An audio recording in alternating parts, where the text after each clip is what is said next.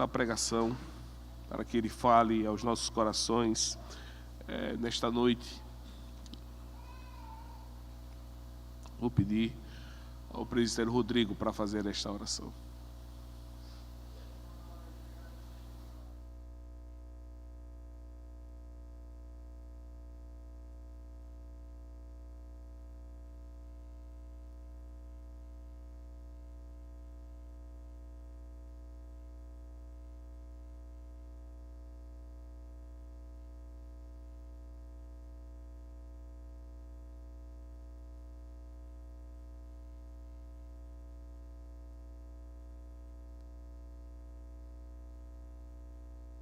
Amém. Podem sentar, irmãos. Vamos abrir a palavra de Deus em Marcos, capítulo 11. Nós vamos ler versículos 27 de Marcos 11. E nós vamos até o versículo 12 do capítulo 12. Então nós vamos ler parte do 27 e vamos entrar no capítulo 12. E aí nós vamos até o versículo 12. Diz assim a santa palavra do Senhor. Então regressaram para Jerusalém, e andando ele pelo templo, vieram ao seu encontro os principais sacerdotes, os escribas e os anciãos. E lhe perguntaram: com que autoridade faz estas coisas? Ou quem te deu autoridade para as fazeres? Jesus lhes respondeu: eu vos farei uma pergunta. Respondei-me e eu vos darei com que autoridade faça estas coisas. O batismo de João era do céu ou dos homens? Respondei. E eles discorriam entre si: se dissermos do céu, dirá, então por que não acreditaste nele? Se porém dissermos dos homens, é de temer o povo, porque todos consideravam João como profeta. Então responderam a Jesus: não sabemos. E Jesus, por sua vez, lhes disse: nem eu tampouco vos digo com que autoridade faço estas coisas. Depois entrou Jesus a falar-lhes por parábolas. Um homem plantou uma vinha, cercou-a de uma sebe, construiu um lagar, edificou uma torre, arrendou-a a uns lavradores e ausentou-se do país. No tempo da colheita, enviou um servo aos lavradores para que recebesse deles dos frutos da vinha. Eles, porém, o agarraram, espancaram e o despacharam vazio. De novo lhes enviou outro servo, e eles os esbordearam na cabeça e o insultaram. Ainda outro lhes mandou, e a este mataram. Muitos outros lhes enviou, dos quais espancaram uns e mataram outros. Restava-lhe ainda um, seu filho amado. A este lhes enviou, por fim, dizendo: respeitarão a meu filho. Mas os tais lavradores disseram entre si: este é o herdeiro. Ora, vamos, matemo-lo, e a herança será nossa. E agarrando-o, mataram-no e o atiraram para fora da vinha. Que fará, pois, o dono da vinha? Virá, exterminará aqueles lavradores e passará a vinha a outros. Ainda não lestes esta escritura? A pedra que os construtores rejeitaram, essa veio a ser a principal pedra angular. Isto procede do Senhor e é maravilhoso aos nossos olhos. E procuravam prendê-lo, mas temiam o povo, porque compreenderam que contra eles proferira esta parábola. Então, desistindo, retiraram-se. Meus irmãos, já falei aqui de um professor que tive há algum tempo atrás, muitos anos atrás, mais de 20 anos, que ele disse: há perguntas inteligentes, há perguntas que o aluno faz, que de fato ele quer saber a resposta. Há perguntas que são provocadoras, estimulantes, para que ele está com vontade de conhecer as coisas. Há perguntas que vêm com um comentário, onde na realidade não há perguntas a ser ditas, mas o aluno ele quer mostrar o seu conhecimento. Há perguntas simplesmente que são feitas sem qualquer base, sem qualquer sentido algum. Aqui nós temos uma pergunta feita pelos escribas, anciãos e principais dos sacerdotes. Esta pergunta, irmãos, feita por aqueles homens, não é a pergunta fruto da curiosidade deles. Eles querem saber, de fato, com que autoridade Jesus Cristo está fazendo aqueles milagres.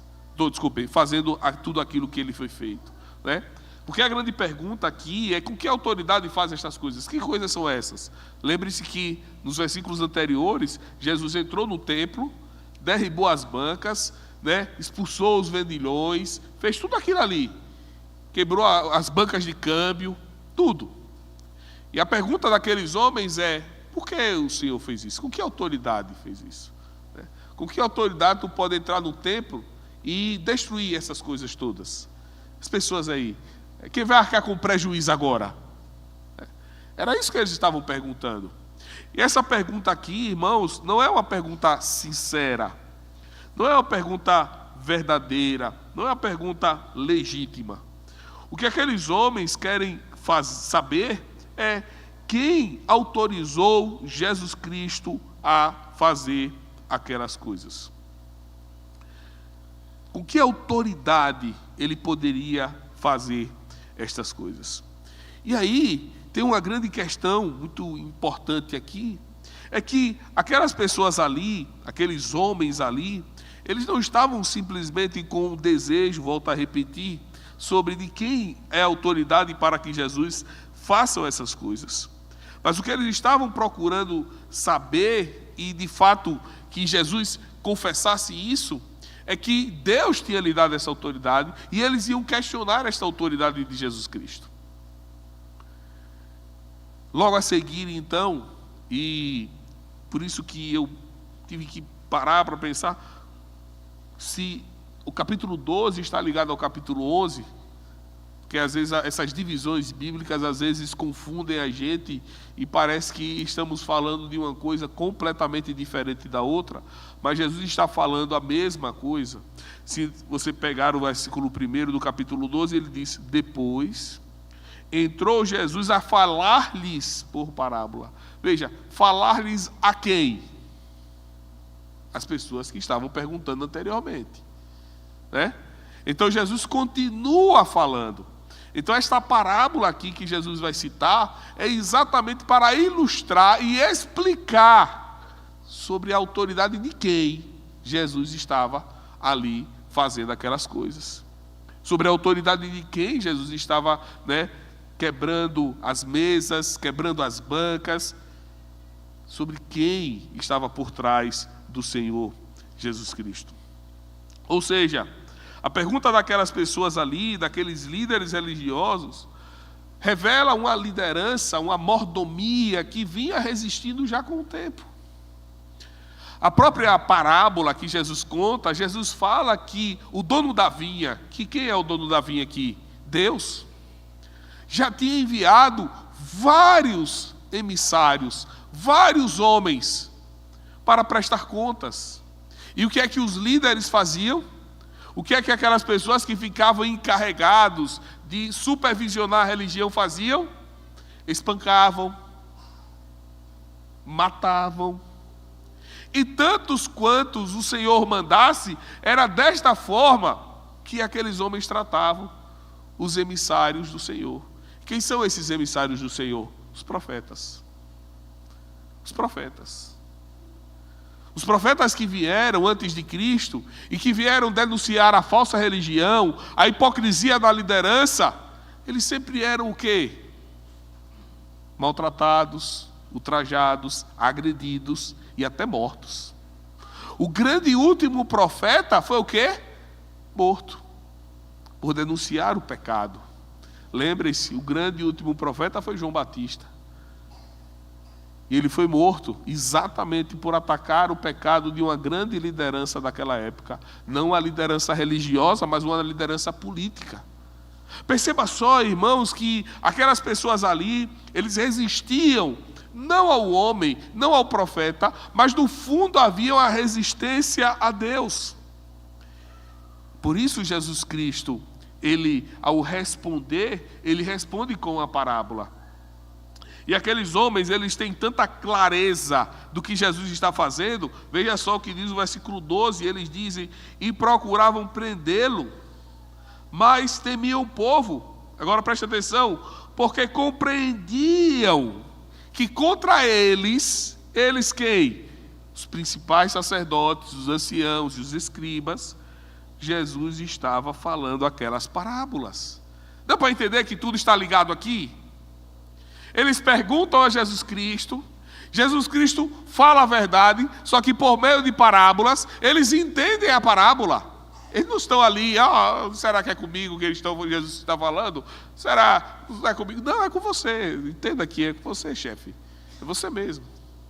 E eles entendem que é com eles, mas eles temem o povo. Porque há poucos dias, Jesus tinha entrado em Jerusalém e havia sido aclamado pela multidão. Perceba aqui então, irmãos, esta clareza do texto. Então, a grande questão que nós vamos aprender nesta noite é exatamente como o Senhor Jesus Cristo, Ele revela a sua autoridade e como o povo e a liderança daquela época resiste ao Senhor Jesus Cristo. E aqui esta passagem nos coloca nos nossos dias também diante de uma grande questão. O que nós faremos com a autoridade de Cristo? Ele tem toda a autoridade. O que nós faremos com ela? Nós vamos nos submeter ao Filho, como lemos no Salmo 2, beijar o Filho? Ou nós vamos tentar manter a aparência de religião, uma falsa religião, enquanto nós resistimos ao senhorio do Senhor Jesus Cristo? E nós vamos ver isso de 3 maneiras. A primeira delas, irmãos, é a pergunta das próprias autoridades acerca de Jesus Cristo, que está lá nos versículos 27 a 33 do capítulo 11. A autoridade de Cristo, ela desmascara o coração que não quer se submeter. Perceba só que Jesus, ele está no templo, né? Ele volta ao templo. E então, este lugar que Jesus está é o lugar onde Deus habita. Lembre-se sempre disso. Deus resolveu habitar no templo, no tabernáculo. É o lugar da habitação de Deus.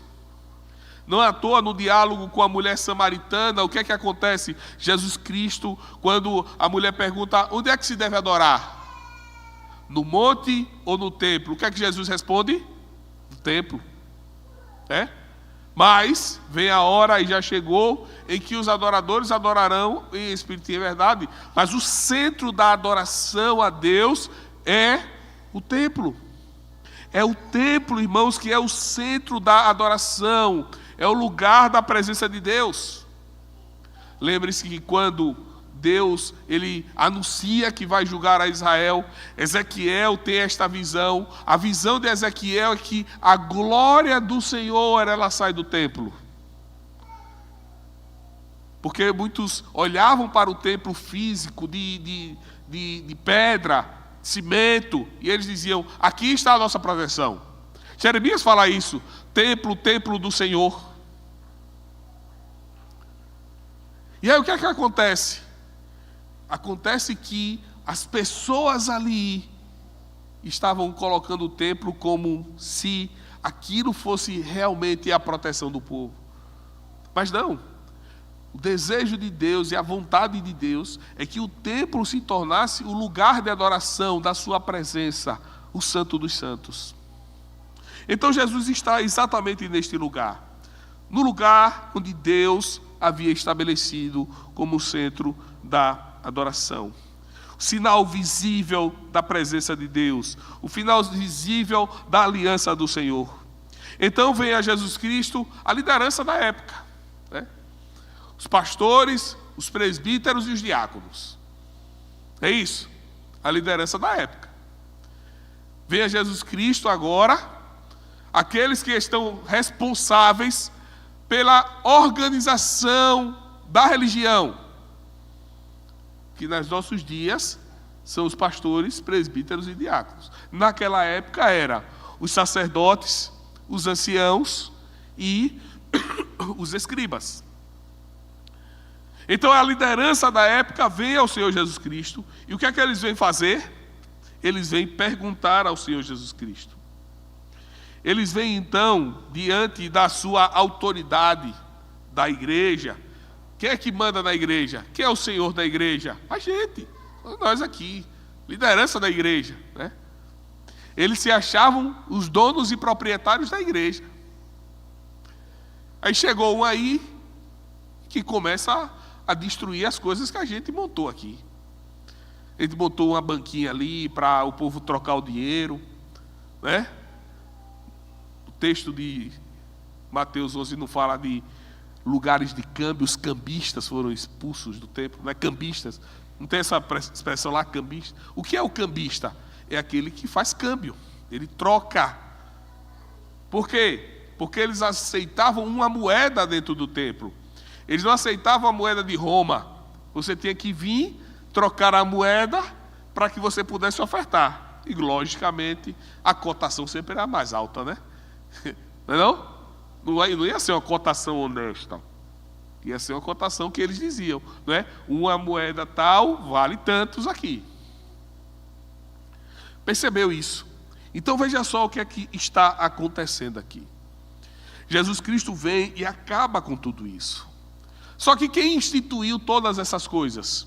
Os cambistas, a compra de oferendas e de ofertas dentro do templo. Quem foi que estabeleceu? Estes homens, a liderança da época. É eles que permitiram que isso acontecesse. Então, quando Jesus vem e faz todo aquele alvoroço, eles se sentem agora no direito de irem a Jesus Cristo e dizer a Jesus Cristo: quem autorizou você a fazer isso? Deu para entender agora a pergunta? A pergunta é essa: quem autorizou você a fazer isso? Quem é você? Nós somos os chefes da religião. Nós somos a liderança da igreja.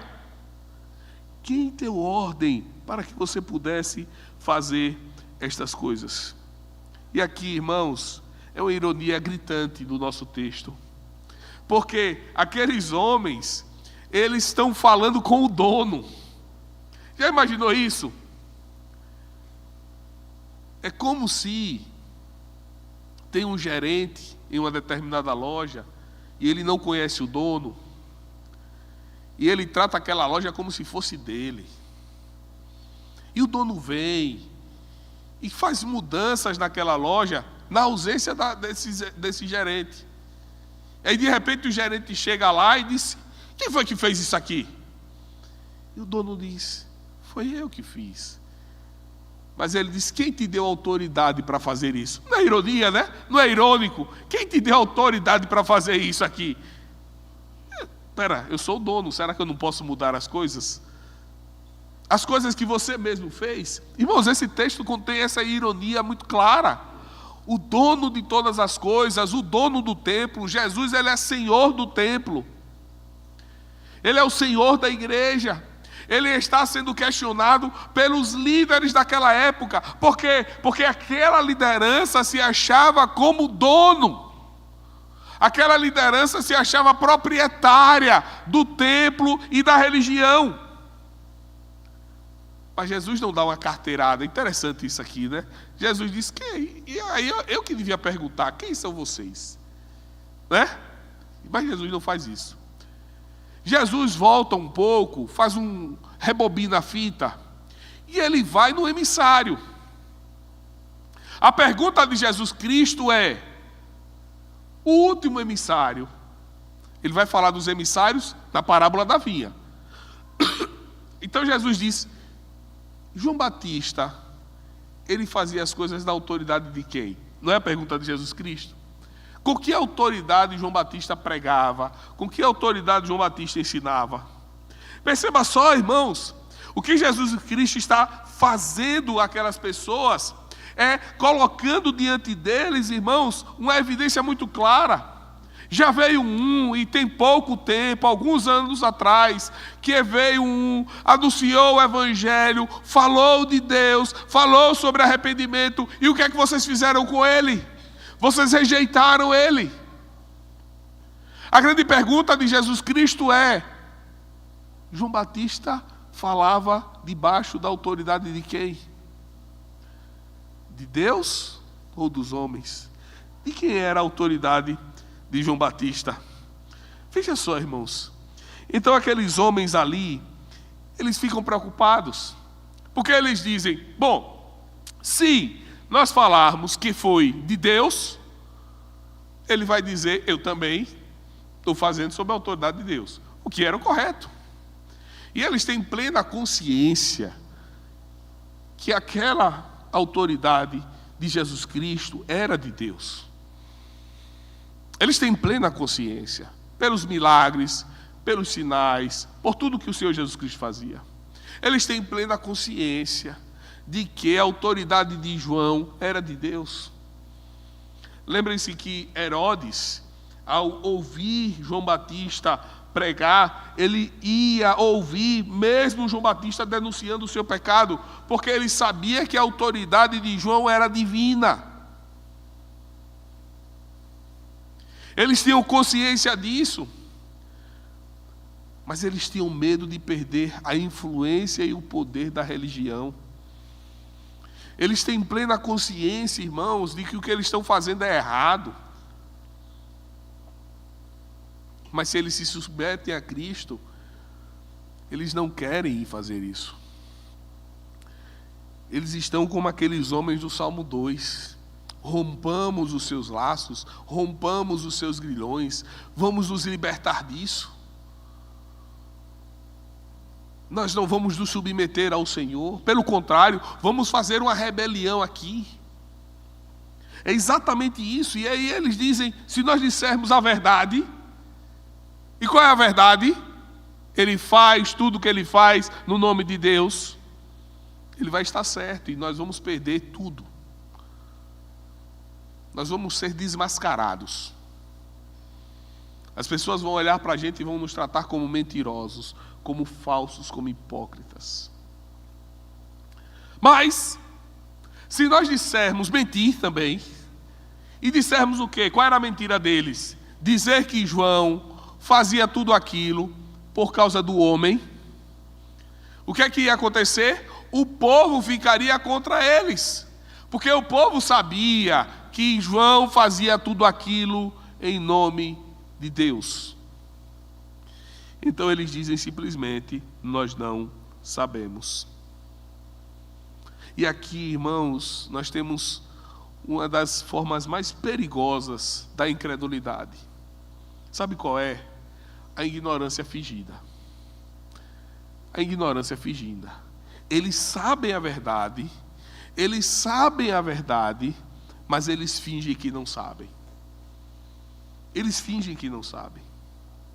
Eles sabem o suficiente para se arrepender, para pedir perdão. Eles sabem que tudo aquilo que eles estavam fazendo é errado, senão eles teriam repreendido ao Senhor Jesus Cristo na hora que Jesus Cristo estava fazendo tudo aquilo ali. Você já imaginou? Um homem só. Ele pega cordas, ele pega, aquelas coisas todas, derruba a banca, espalha as moedas pelo chão, derruba tudo, acaba com aquela feira. Imaginou um homem só vir aqui e acabar com a feira de glória? Rapaz. E todo mundo ficar olhando, calma, disse, rapaz, o que foi que aconteceu? O que é esse homem aí que está esculhambando com tudo? Né? Era só Jesus Cristo que estava fazendo isso. No templo deles, que eles exerciam a liderança. Mas por que eles não fizeram nada contra o Senhor Jesus Cristo? Porque eles sabiam do seu erro. Porque eles sabiam do seu pecado. Porque eles não tinham força para corrigir ao Senhor. Porque não se corrige o que está certo. Aquilo que está certo, e Jesus Cristo estava fazendo certo. Eles estavam errados. Mas a ignorância deles fingida, o fato deles simplesmente, irmãos, olharem para tudo aquilo e dizer, acho que eu não sei. Eles simplesmente, irmãos, eles estão preferindo dizer que não sabem, sabendo claramente. Por quê? Porque eles não querem se submeter ao Senhor Jesus Cristo. E aqui, irmãos, tem algo muito importante para as nossas vidas. Sabe por quê? Porque nós também podemos fazer perguntas não para obedecer ao Senhor, mas para adiar a obediência. Às vezes nós sabemos o que é certo. Sabemos o que é certo. Deus já estabeleceu. Mas nós ficamos, irmãos, perguntando: eu não estou entendendo bem. Não, você está. Às vezes a gente tem muita clareza daquilo que é necessário que se faça, mas na nossa mente, no nosso auto-engano, no nosso coração dúbio, às vezes a gente fica dizendo: não, eu não estou entendendo muito bem. Não, já há luz, clareza suficiente na sua vida para você entender isso. Às vezes você diz assim: essa questão é muito difícil, é muito complexa para entender. Não, é fácil, é você que não quer entender. A dificuldade é o seu coração endurecido, só isso. É muito fácil de ser entendido. Você vê muito claramente isso quando a gente está dando estudo bíblico, às vezes. A coisa está muito clara ali, a pessoa diz: mas é pastor, tal. Não, você não aceita, é diferente. É diferente. E outra história. Você não quer se submeter. Você não quer aceitar, mas é claro, o texto é claro. Quantas vezes, irmãos, nós estamos diante dessas situações? Quantas vezes nós estamos diante da dureza do nosso coração em não querer ser governado pela palavra de Deus? Quantas vezes nós estamos diante do Senhor, somos ensinados pela palavra, mas nós não queremos abandonar o pecado?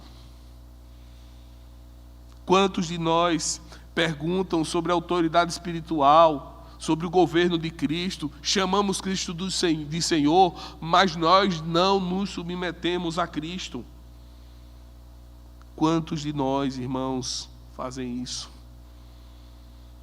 A primeira resposta, que esse texto exige de nós, ela é muito simples. Nós devemos parar de discutir com Cristo. Nós devemos parar, irmãos, de tentar entender a ordem de Cristo, ou então ficarmos adiando a obediência, quando a palavra do Senhor é muito clara e Ele exige de nós obediência.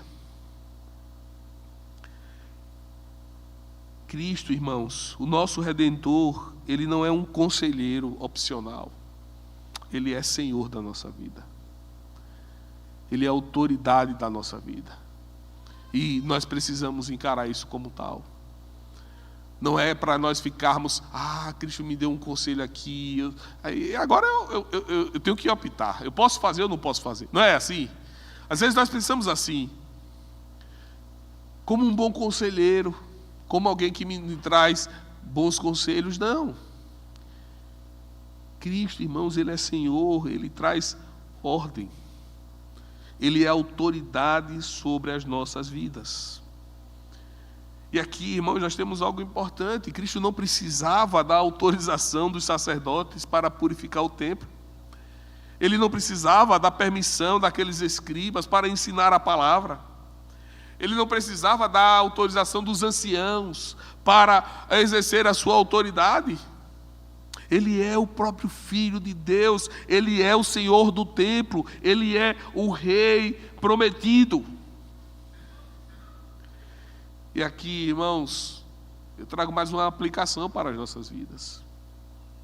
Esse texto não nos chama a cultivar um coração, esse texto nos chama a cultivar um coração ensinável. Um coração que aceita o ensino do nosso Senhor Jesus Cristo. E aqui, irmãos, é algo difícil para nós. Porque a nossa tendência natural é de ter um coração endurecido. De quando as pessoas falam algo a nós, quando a palavra de Deus vem e nos fala, quando a palavra de Deus vem e nos confronta, a nossa tendência natural, irmãos, é resistir. É resistir. É adiar, é colocar, talvez, circunstâncias. Mas, irmãos, A palavra de Deus nos fala que nós devemos ser humildes. Nós devemos, irmãos, estar preparados para receber o ensino do Senhor.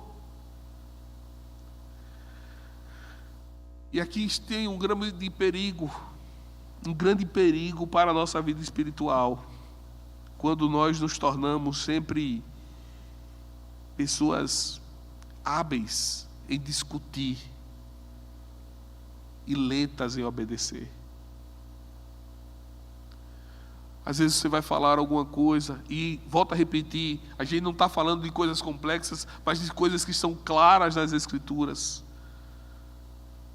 E aí nós ficamos remendando textos, pontos doutrinários, correntes teológicas e tal, e aquela coisa toda. Mas isso e aquilo outro. Quando na realidade aquilo nada mais é do que dureza em nosso coração. A grande pergunta que você deve fazer nessa noite é: eu sou corrigível? Você já parou para fazer essa pergunta a você? Eu quero que você pare agora, examine o seu coração e submeta isso ao Senhor. Eu sou fácil de ser corrigido? Ou sempre que alguém vem falar comigo, eu sempre tenho uma resposta e uma justificativa? Como é que eu encaro a correção? Como é que eu encaro alguém que vem me corrigir? E volto a repetir, esta correção ela deve vir de quem? De Cristo. E a única correção de Cristo ela é oriunda de onde? Da palavra. A gente não está falando de uma correção humana, de bons modos, de sentar à mesa, disso, daquilo outro. Não, nós estamos falando daquilo que é claro nas Escrituras, que é a autoridade do Senhor, como Rei, como Senhor da nossa vida. E a pergunta que você deve fazer é: será que eu sou corrigível? Será que eu olho para a minha vida e me quebranto facilmente? Ou será que eu amo tanto o meu pecado que eu sempre tenho respostas claras e duras para quem vem me corrigir? Há pessoas, irmãos, tão duras e tão difíceis de serem corrigidos que às vezes dá até medo de você falar com ela. Às vezes você vai dizer: rapaz, você precisa fazer isso aqui, e ele já vem com um monte de resposta na cabeça. Meu irmão, não vou perder a paciência, eu não vou falar mais. Essa é uma das lidas, das dificuldades do trabalho pastoral. Porque na maioria das vezes a vontade do pastor é dizer: rapaz, vou deixar esse cidadão se arrebentar, não é possível um negócio desse, vou deixar se lascar. Porque ele já vem com um monte de resposta, né? Eu estou expondo o meu coração aqui. Na maioria das vezes a minha vontade é: rapaz, que sem vergonha, não é possível. Estou dizendo aqui o caminho, biblicamente, ele já vem com um monte de... vou deixar ele se arrebentar. Aí eu chego em casa, boto a cabeça no travesseiro. Aí Deus fala ao meu coração e diz: ô meu amigo, eu lhe chamei para isso. Não, a dificuldade é essa. É bom corrigir os ensináveis, né? É bom, é deleitoso. Já imaginou você sentar com alguém que você vai conversar e vai falar na palavra e o cara dizer: rapaz, realmente eu estou certo, vamos orar junto. Isso anima o pastor. Mas o pastor foi chamado para as coisas difíceis. Deus nos chamou para isso. Vai ter gente que vai dizer: não é assim não. E aí você tem que voltar lá, convencer de novo, mostrar a Bíblia de novo, e aquela coisa toda, né? É o nosso dever, como profeta, como homens que estão chamados pelo Senhor, como proclamadores da vontade do Senhor Jesus Cristo. Mas eu quero que você, nesta noite, olhe para o seu coração e pergunte e questione mesmo, né? Será que eu sou corrigível? Será que quando alguém vem me advertir biblicamente, eu escuto imediatamente, ou eu fico criando na minha própria mente desculpas? Ou eu fico criando na minha própria mente alternativas àquilo que é muito claro na palavra de Deus? O que será que eu faço? De que maneira eu ajo? Né? E aí, irmãos, veja só o que acontece. a partir do verso 1, Jesus então vai contar uma parábola acerca daquilo que está acontecendo. E esta parábola fala sobre um homem que planta uma vinha, ele cerca essa vinha, ele constrói então um lagar, ele edifica uma torre, então ele arrenda a vinha a lavradores, ele coloca lavradores nessa responsabilidade. Essa imagem da vinha sendo construída vem de Isaías capítulo 5, a partir do versículo 1. Vocês podem dar uma conferida lá. Jesus não tira essa parábola assim da cabeça dele. Ele está, na realidade, se referindo a Isaías capítulo 5. Então, a vinha, ela representa o povo da aliança, povo de Deus. O dono da vinha é Deus, é o próprio Senhor. E os lavradores representam os líderes, que são os responsáveis por cuidar do povo de Deus. É sempre bom lembrar que a liderança da igreja, oficial da igreja, não eram os profetas. A liderança do povo de Deus eram os sacerdotes, eram os levitas. Esses eram os anciãos do povo, esses eram os líderes do povo. Os líderes formais do povo. Deus levanta os profetas quando esta liderança ela falha, quando essa liderança ela é negligente. Então Deus levanta os profetas. Mas a liderança institucional, oficial do povo, era sacerdotes. Daí uma grande sacada que muitos olham e defendem a ordenação feminina. Mas Débora foi juíza, não sei quem foi profetisa, e vai por aí. Né? Nunca houve, dentro da religião institucionalizada do povo de Deus, mulheres dirigindo o povo. Levitas, mulheres, sacerdotisas, sempre eram homens. A herança da liderança formal do Novo Testamento é a liderança formal do Antigo Testamento. Ela é passada do Antigo para o Novo. Então é sempre bom a gente lembrar, os profetas não eram a liderança formal do povo. Eram homens que Deus levantava quando a liderança formal perdia completamente a credibilidade. Os profetas falavam principalmente contra quem? Os reis, os príncipes e os sacerdotes. Pode pegar os livros dos profetas. Eles falam contra o povo também. Mas em primeiro lugar, eles atacam a liderança. É a liderança que eles atacam. Então isso é bom a gente entender aqui. Então Deus coloca esses líderes responsáveis para cuidar do povo de Deus. Né? Então Isaías capítulo 5 vai nos mostrar então que esses arrendatários, esses líderes espirituais do povo, eles são então aqueles que vão ser os mordomos, aquelas pessoas que vão ser os administradores responsáveis por cuidar da vinha. A vinha está arrendada a eles, a vinha é dada para que eles administrem, para que eles sejam responsáveis, mas a vinha não é deles. Isaías 5 deixa claro, a vinha é do Senhor. Eles são os mordomos. Preste atenção nisso. Veja como Deus está fazendo. Ele está plantando, ele cerca a vinha, ele prepara o lagar, ele constrói a torre, ele faz tudo o que é necessário. Tudo é feito pelo dono da vinha. Tudo é feito pelo dono da vinha. Pode olhar o texto de Marcos 12.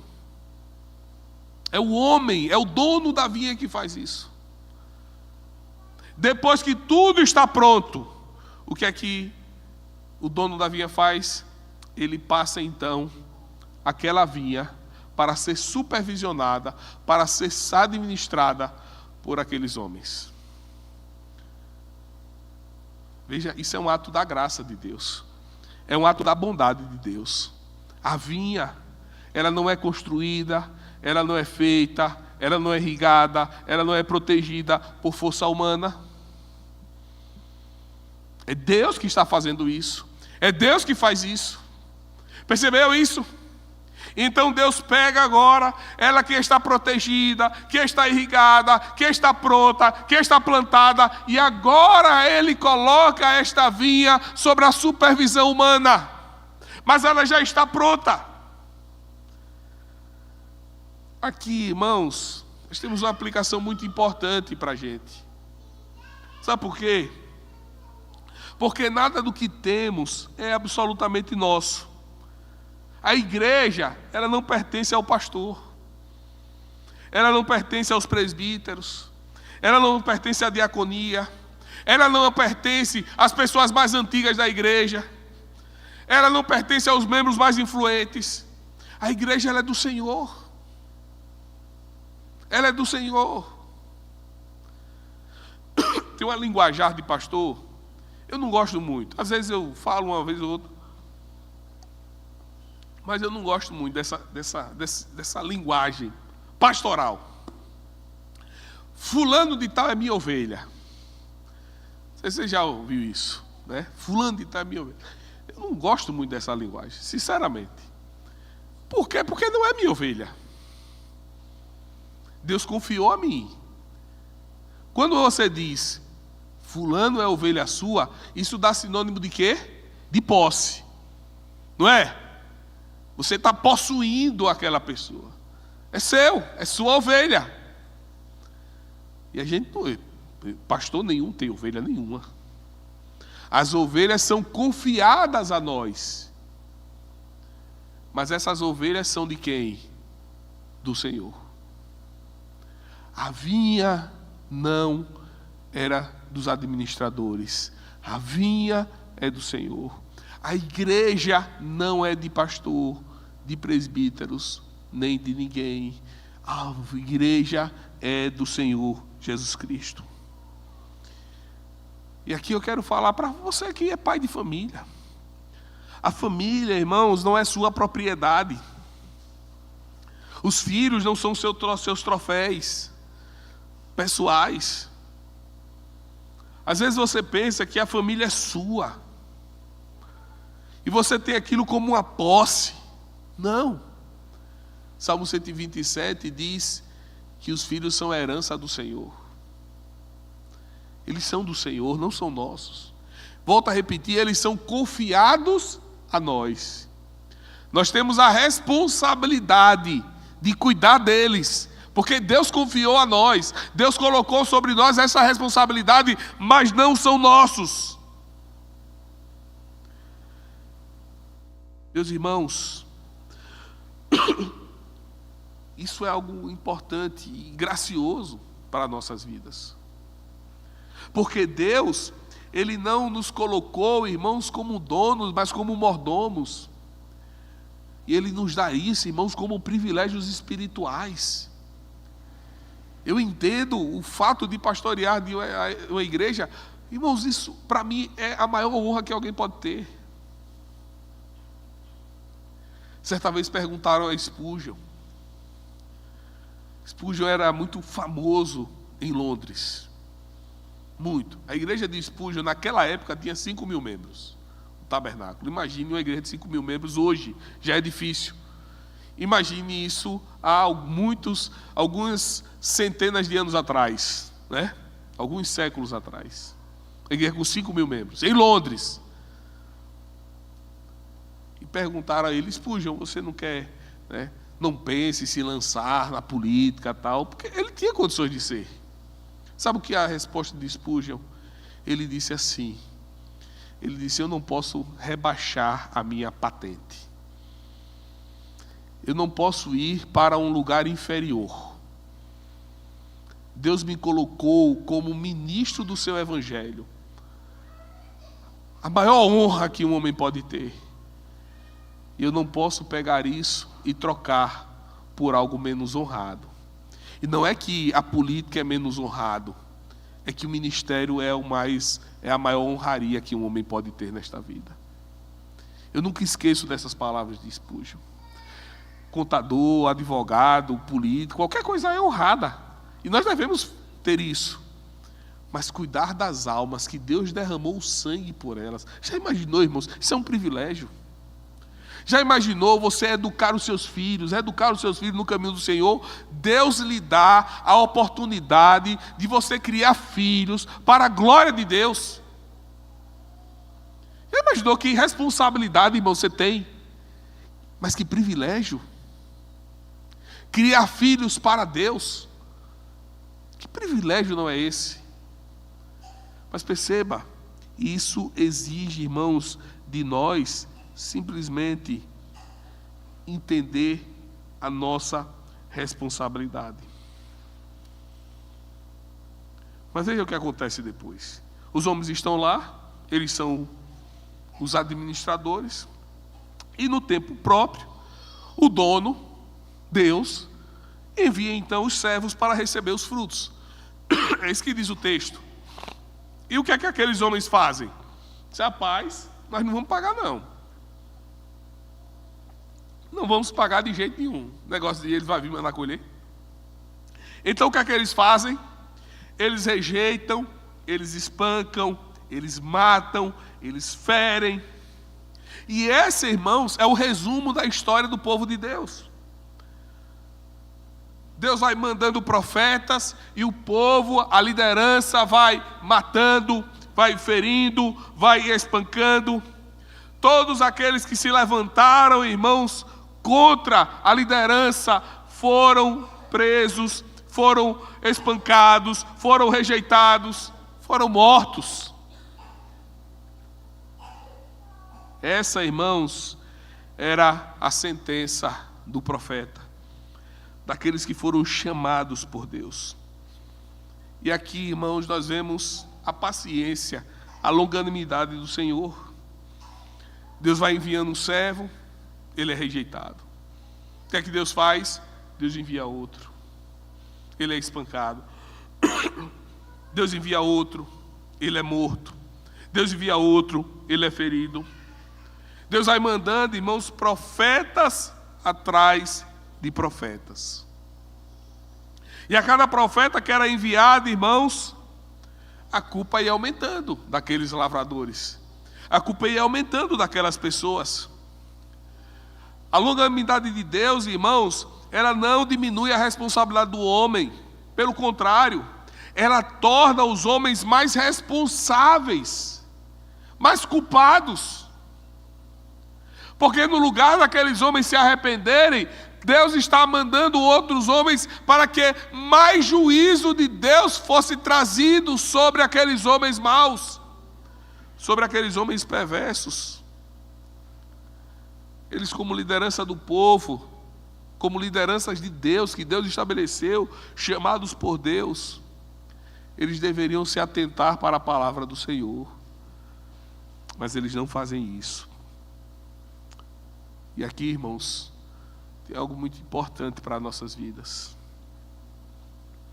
Quanto maior o privilégio espiritual você tem, mais responsabilidade espiritual você tem. Preste atenção nisso. Quanto mais privilégio, mais responsabilidade. Certa vez eu estava dando um estudo, escola dominical, muitos anos atrás. E eu falando do privilégio do filho que nasce na igreja. Dos filhos da aliança. Eles são privilegiados, não são? Né? Meus filhos são privilegiados. Nasceram na igreja. Desde o começo da idade deles.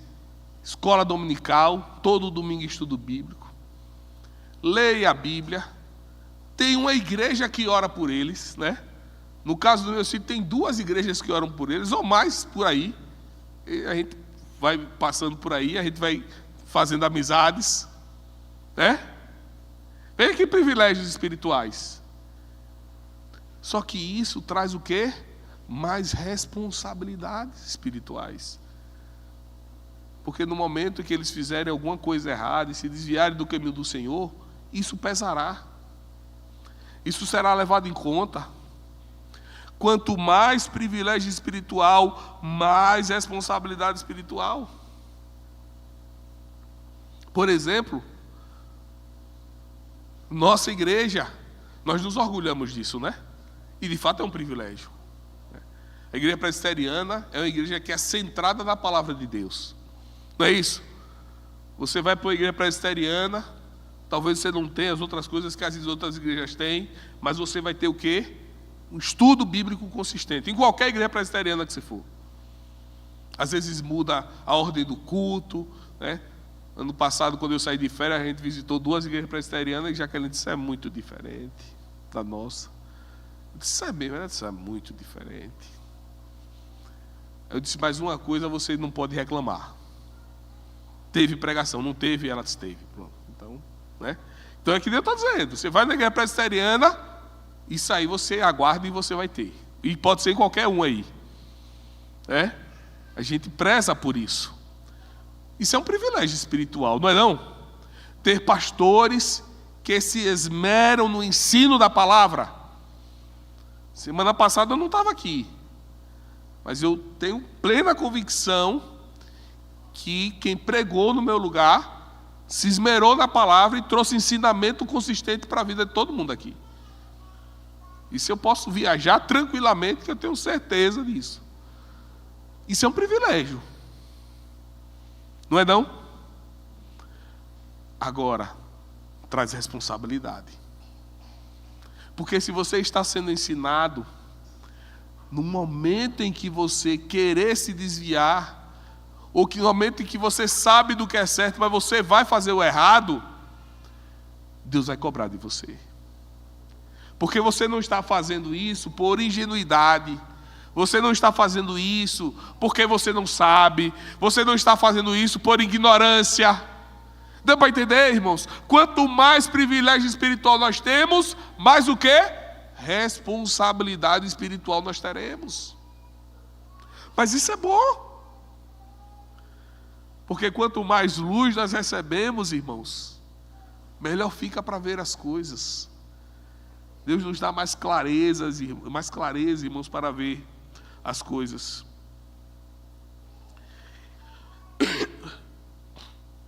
Então, irmãos, depois de Jesus Cristo, então, falar sobre aqueles homens, Jesus Cristo, então, vai falar do próprio Filho dele, do próprio Senhor Jesus Cristo. Ele vai falar dele mesmo.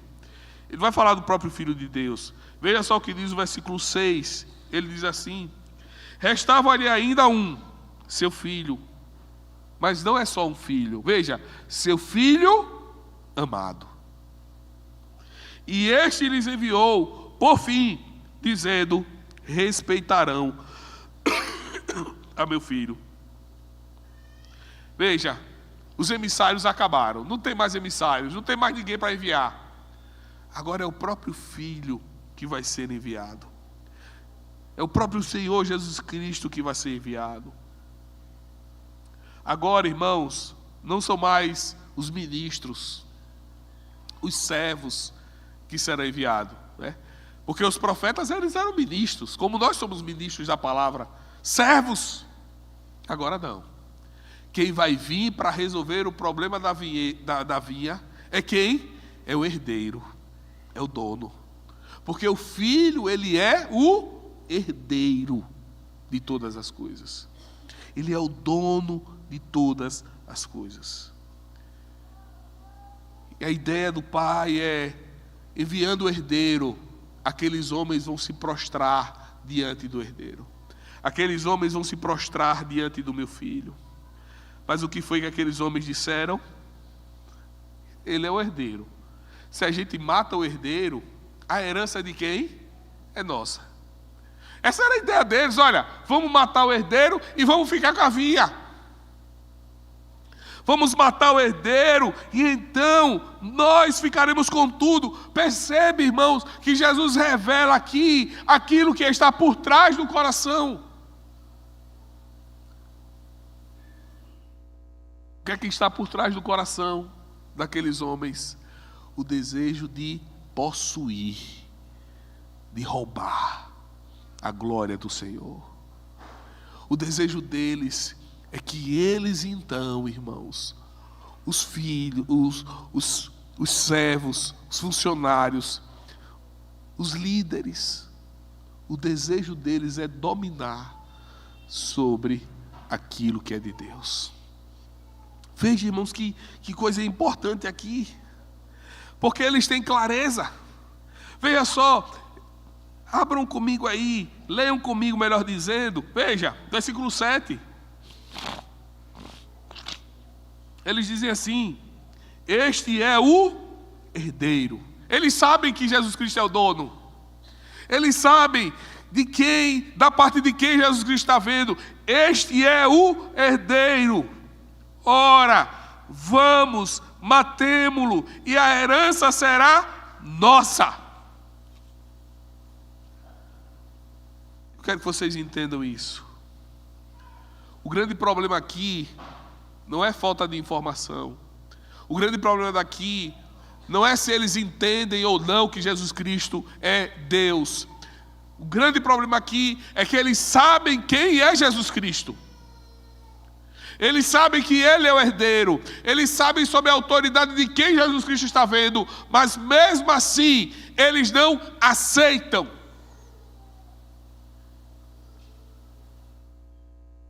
Eles querem a herança sem o herdeiro. Então matam e lançam para fora da vinha. Quando nós olhamos para esse texto, nós olhamos e vemos logo o quê? A cruz do Senhor Jesus Cristo. Não é? A cruz do Senhor. É impossível, irmãos, nós olharmos para esse texto e não vermos aqueles homens tramando, rejeitando, e não vermos aqueles homens, irmãos, crucificando a Jesus Cristo. A cruz, irmãos, não foi um mero acidente, não. A cruz foi o ato de rebelião daquele povo contra o Senhor. A cruz foi o momento em que aquela rebelião do coração agora se escancara e é colocada para fora. O ato final da rebelião daquela liderança contra o Senhor foi a morte do nosso Redentor.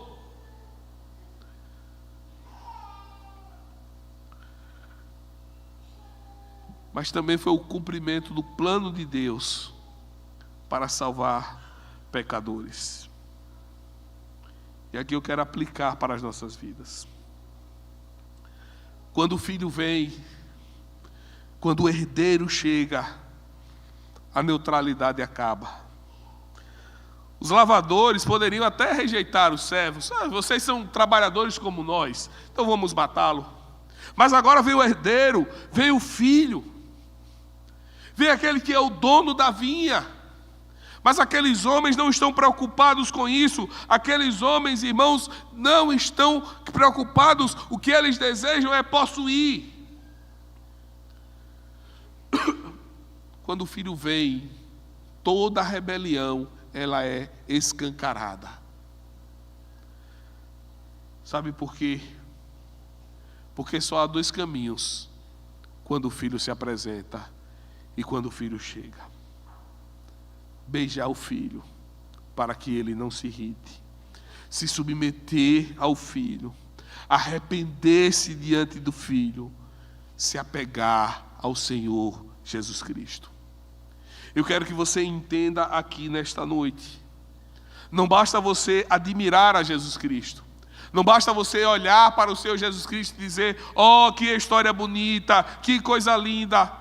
Não basta você reconhecer Jesus Cristo como alguém importante. Não basta você saber que Jesus Cristo é a pedra angular. É preciso que você se prostre diante do seu Redentor. É preciso que você se quebre diante dele. É preciso que você caia diante dele em arrependimento por causa da dureza do seu coração. A grande pergunta que você deve fazer hoje, diante de tudo isso que você ouviu, é: o meu coração está rendido ao Senhor?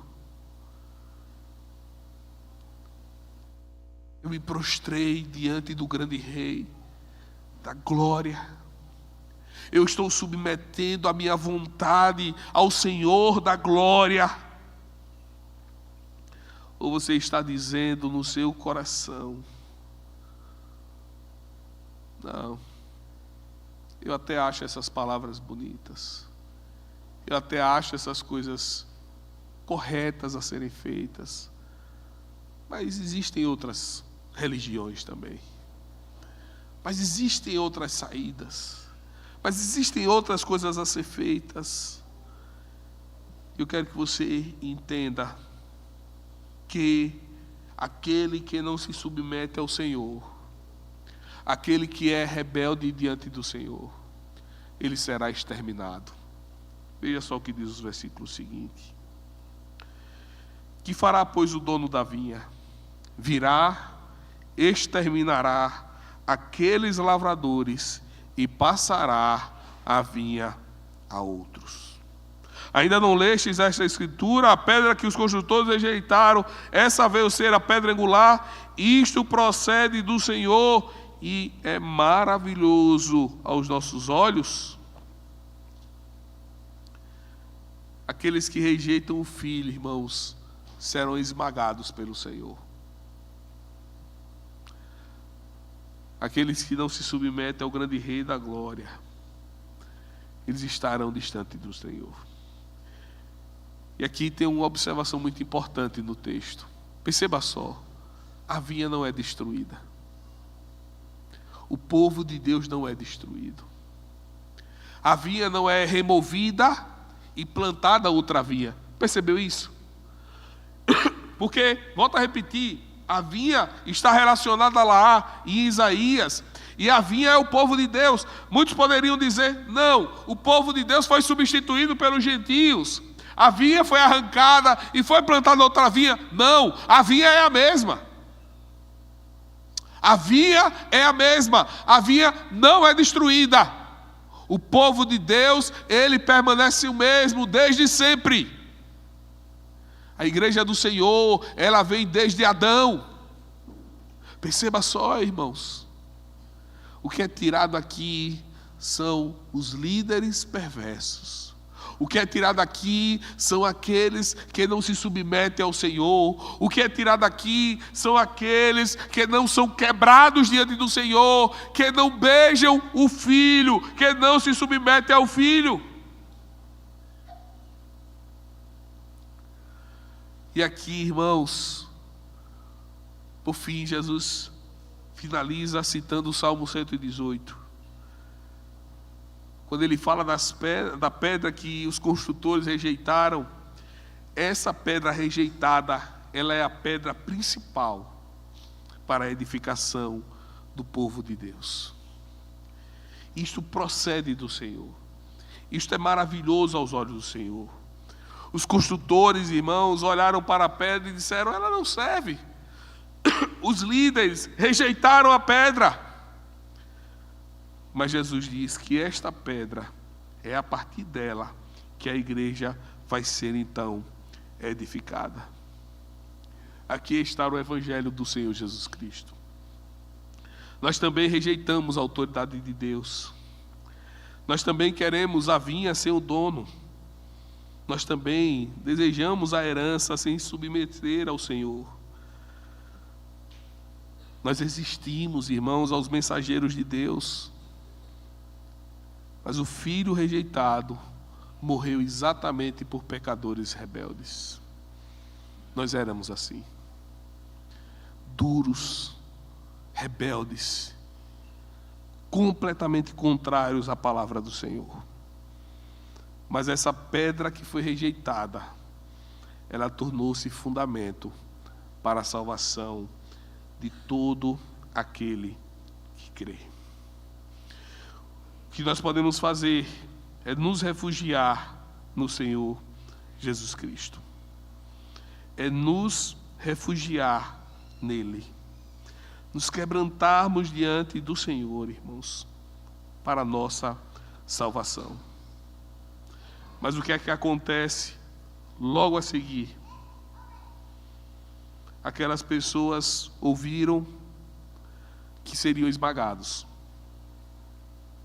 Aquelas pessoas ouviram que ao rejeitar o Filho, eles seriam o quê? Destruídos. Mas quem está cego pelo pecado, ele não se importa com isso. O texto no versículo 12 nos diz que mesmo assim, eles sabiam, veja, essa palavra é muito forte. Eles entendiam que Jesus estava falando deles. Eles compreenderam que contra eles proferia esta parábola. Eles sabem de tudo o que está acontecendo. Eles sabem o fim deles.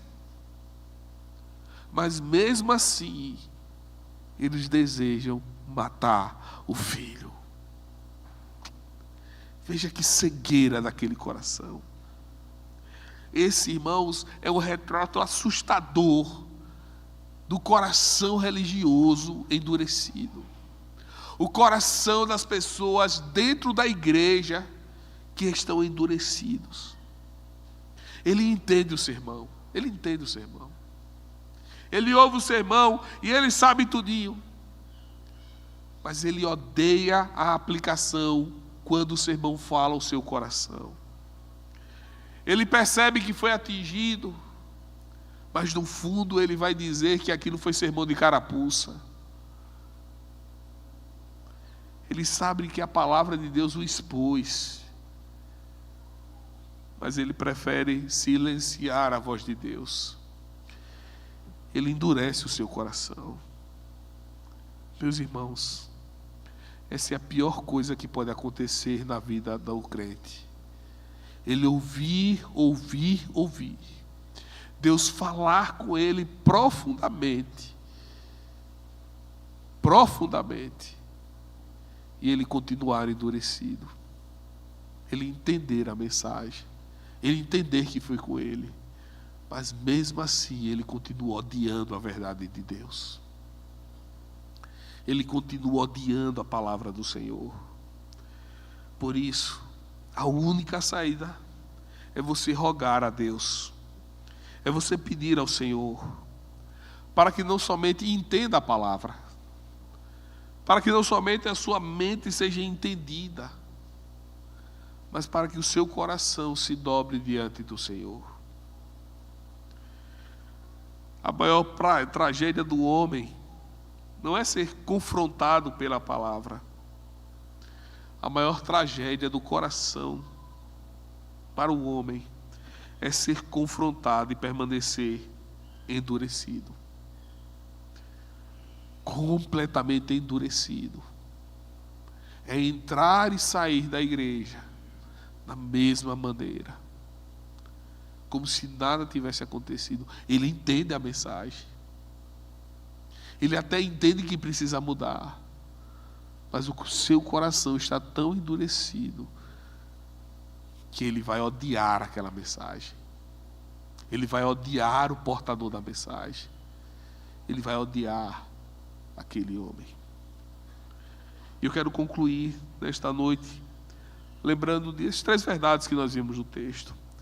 A primeira delas é que Cristo tem autoridade. Ele não é apenas um bom mestre, um bom profeta, não. Cristo, ele é o Filho enviado por Deus. Ele fez tudo aquilo que ele fez porque ele tem autoridade do Pai para fazer. Ele tem autoridade sobre a nossa casa, sobre a nossa família. Ele tem autoridade sobre a nossa igreja. Os pastores da igreja, os líderes da igreja não podem fazer nada que não seja submetido à palavra do nosso Senhor. Ele tem autoridade sobre o nosso corpo, que é templo do Espírito Santo. Ele tem autoridade sobre os nossos bens, sobre o nosso patrimônio. Ele tem autoridade sobre tudo da nossa vida. Cristo tem toda a autoridade sobre tudo e sobre todos. Não é à toa que no final ele diz: toda a autoridade me foi dada no céu e na terra. Segunda coisa, Deus procura frutos em sua vida. Privilégio espiritual, irmão, sem arrependimento, ele não nos protege, ele agrava a nossa culpa. Nós devemos entender, irmãos, que boa doutrina, boa palavra, sem nos submetermos ao Senhor Jesus Cristo, é vazio, é terrível. Nós devemos entender que uma liderança sem piedade, sem santidade diante do Senhor não é nada. Um culto que nós prestamos ao Senhor sem fruto, sem quebrantamento, sem humildade, não é nada. Meus irmãos, Deus procura frutos em sua vinha. Em terceiro lugar, nós vimos que o filho rejeitado foi exaltado por Deus. Aquele que foi rejeitado pela liderança, aquele que foi rejeitado pelos construtores, ele foi aquele que foi exaltado e que se tornou o fundamento de toda a igreja. Toda a igreja pertence ao nosso Senhor. O que nós devemos fazer diante de tudo isso? Nós devemos nos submeter a Cristo, completamente, inteiramente. Receba a sua palavra. A palavra de Cristo está nas Sagradas Escrituras, está na revelação. Receba esta palavra, não lute contra ela. Não diga, o tempo mudou. Tem muito que dizer, o tempo mudou, pastor. Já escutei isso. Isso era naquela época, agora é diferente. Não, a palavra do rei não muda. A palavra do rei, ela não muda.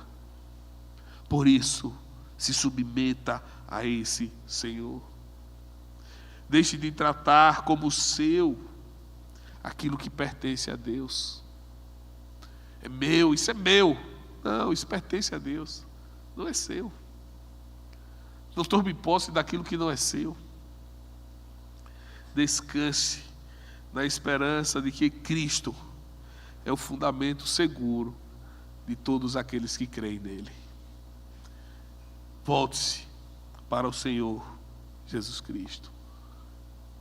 Salmo 2. Beijai o filho para que não se irrite. Refugie-se no Senhor para que você possa ser alegre. Bem-aventurado aquele que se refugia em Cristo. Que o Senhor nos ajude a isso. Vamos orar. Enquanto eu oro, eu queria chamar aqui os presbíteros e o pastor Renan para que pudéssemos então proceder com a ceia do Senhor. Ó Deus dos céus, nós te damos graças, ó Pai, pela tua palavra, teu governo sobre as nossas vidas. Que o Senhor nos fortaleça, ó Pai. Que aprendamos, ó Senhor Deus, a nos submeter ao Senhor Jesus Cristo toda a nossa vida, ó Pai. Em nome de Jesus. Amém.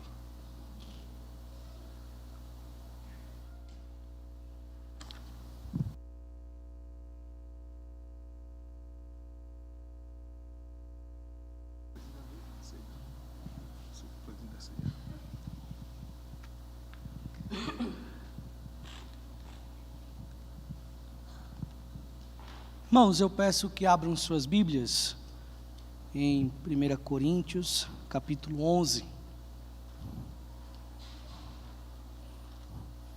Texto que o apóstolo Paulo fala sobre a instituição da ceia do Senhor. 1 Coríntios, capítulo 11, a partir do versículo 23.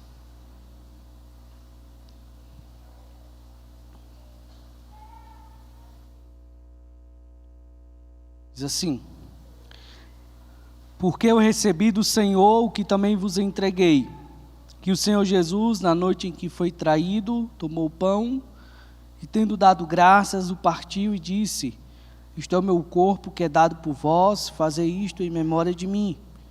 Por semelhante modo, depois de haver ceado, tomou também um cálice, dizendo: este cálice é a nova aliança no meu sangue.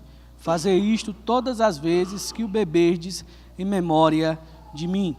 Porque todas as vezes que comerdes este pão e beberdes o cálice, anunciais a morte do Senhor até que ele venha.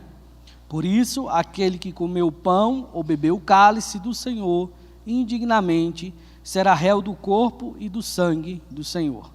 Examine-se, pois, o homem a si mesmo, e assim coma do pão e beba do cálice, porque quem come e bebe sem discernir o corpo, come e bebe juízo para si. Amém. Meus irmãos, estamos diante da mesa do nosso Senhor Jesus Cristo nesse momento. Aqui se encontra diante de nós o pão e também o vinho. Eles não se transformam em carne e sangue, mas Cristo se encontra presente espiritualmente.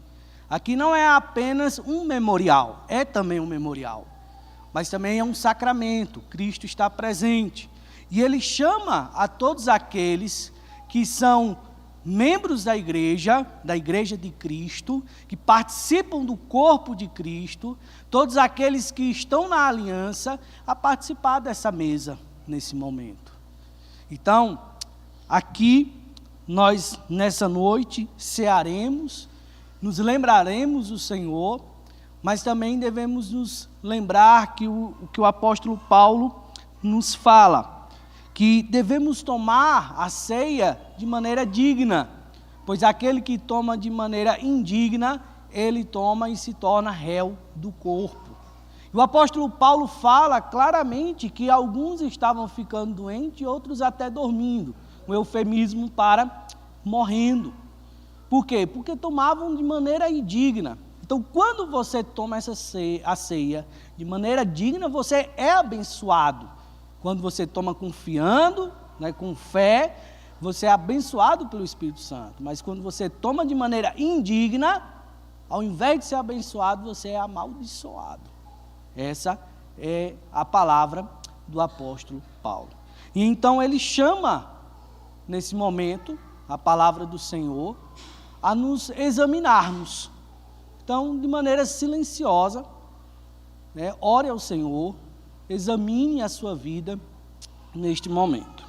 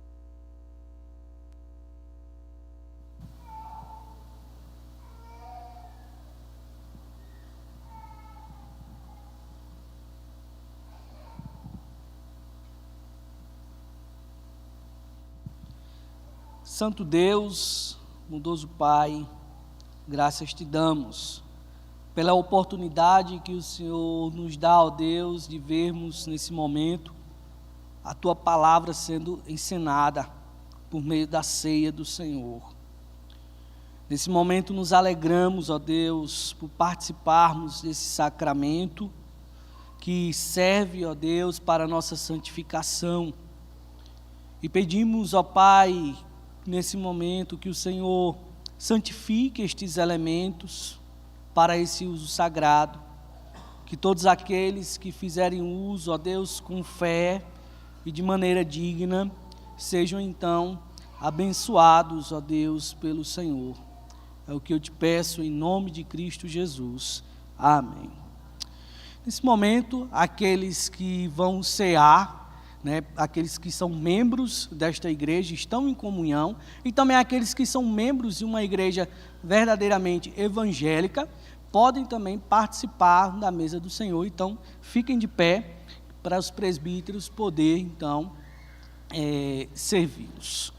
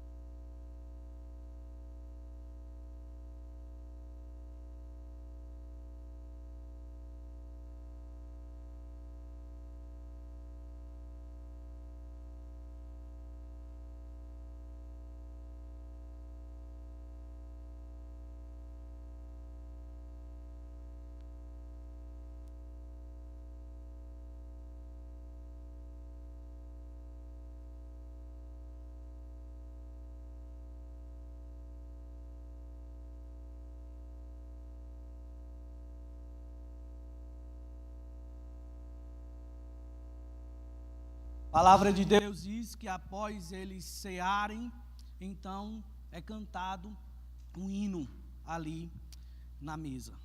Vamos cantar ao Senhor nesse momento, irmãos.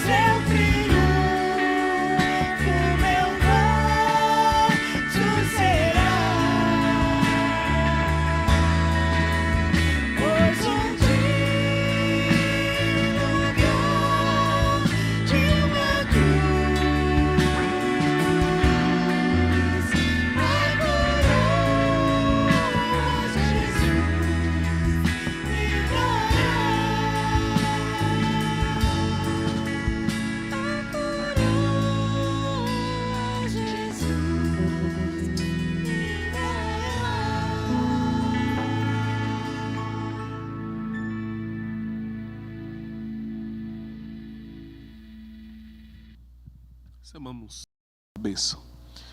Que a graça do Senhor Jesus Cristo, o amor de Deus nosso Pai e a comunhão do Santo Espírito seja com todos nós, com todo o povo de Deus, espalhado sobre toda a face da terra, desde agora e para todo sempre.